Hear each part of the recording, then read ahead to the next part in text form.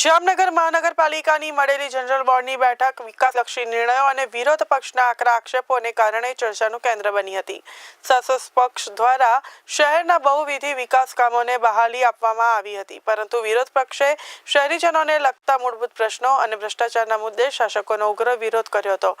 General બોર્ડમાં મહાનગરપાલિકા દ્વારા શહેરના માળખાકીય સુધારા, નવા પ્રોજેક્ટ્સ અને જનસુખાકારીના અનેક કામોને લીલી ઝંડી આપવામાં આવી હતી। શાસક પક્ષે આ નિર્ણયોને શહેરના વિકાસ માટે મહત્વપૂર્ણ ગણાવ્યા હતા। જો કે વિરોધ પક્ષના સભ્યોએ ભૂગર્ભ ગટર અને શહેરના બિસ્માર રસ્તાઓના પેચવર્કના કામોને લઈને સત્તાધારી પક્ષ પર પસ્તાળ પાડી હતી।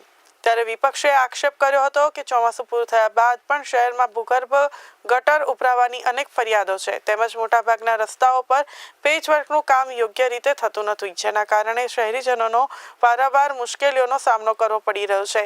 જનરલ બોર્ડમાં વિરોધ પક્ષે એક ગંભીર મુદ્દો ઉઠાવીને ખળભળાટ મચાવ્યો હતો। વિપક્ષે લગ્નની નોંધણી પ્રક્રિયામાં લેવાતા સ્ટેમ્પ અને ફીના નામે મોટા પાયે ભ્રષ્ટાચાર થઈ રહ્યો હોવાનો સીધો આક્ષેપ કર્યો હતો।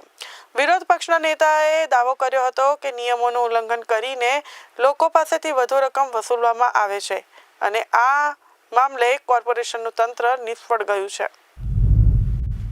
જનરલ બોર્ડની મીટિંગ યોજાયેલી હતી, એમાં અનેક મુદ્દાઓ પર સિટીના વિકાસ માટેની ચર્ચા કરવામાં આવી હતી અને વિરોધ પક્ષ દ્વારા અનેક મુદ્દાઓ પર ધુઆધાર રજૂઆતો કરવામાં આવી અને સરકારની અમુક ગેરનીતિઓ પણ ઉઘાડી પાડવામાં આવી અને જ્યાં સલાહ સૂચનો કરવા પણ હતા એ પણ ધ્યાને દોર્યા છે। પણ જેમ દર વખતે થાય એવી જ રીતે સરકાર કોઈને કોઈ છટકબારી ગોતી લે છે અને જે ખરેખર જે પબ્લિકના હિતના મુદ્દા હોય છે એમાં કંઈક ને કંઈક બાનું કાઢીને એ લોકો નીકળી જતા હોય છે।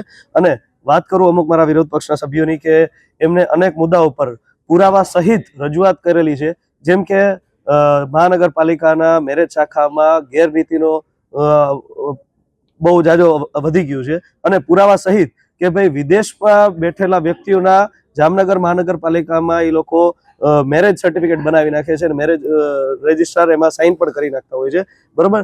તેમ છતાં પણ જામનગર મહાનગરપાલિકાની જે વહીવટી શાખા દ્વારા અને પોલિટિકલ શાખા દ્વારા પણ આ અધિકારીઓ પર કોઈ પણ જાતની કાર્યવાહી કરવામાં આવતી નથી।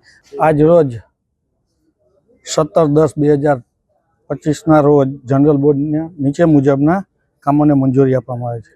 પહેલાં આપ લોકોને જણાવતા આનંદ થાય છે કે આ નવા વર્ષ અને દીપાવલીની તમામ લોકોને, પ્રજાજનોને અને જામનગર વાસીઓને, અધિકારી, પદાધિકારીઓ, પત્રકાર, ઇલેક્ટ્રોનિક્સ મીડિયાઓને હું દિલથી શુભકામના પાઠવું છું અને આવતું નવું વર્ષ આપનું ખૂબ જ સરસ જાય એવી શુભકામના પાઠવું છું। એજન્ડા નંબર 1માં તારીખ 20/8/2025ને મિનિટ્સને બહાલી આપવામાં આવેલ છે। એજન્ડા આઇટમ નંબર 2માં સ્ટેન્ડિંગ કમિટીના ઠરાવ નંબર 132માં 4/9/2025ની ભલામણ અન્વયે જામનગર મહાનગરપાલિકા હસ્તકના ગાર્ડન રિઝર્વ અલગ અલગ 1 થી 9 પ્લોટમાં ટ્રી પ્લાન્ટેશન્સ કમિશનર થઈને દરખાસ્તને પણ મંજૂરી આપવામાં આવે છે।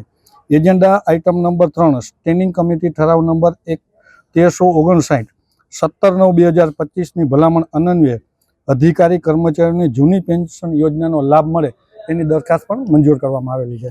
5માં સ્ટેન્ડિંગ કમિટીના ઠરાવ 1361 17/9/2025ની ભલામણ અન્વયે ફૂડ શાખામાં સિનિયર ફૂડ સેફ્ટી ઓફિસર અને ડિઝાસ્ટર ઓફિસરની પોસ્ટ ઊભી કરવા કમિશનરની ભલામણને પણ દરખાસ્તને મંજૂરી આપવામાં આવેલ છે।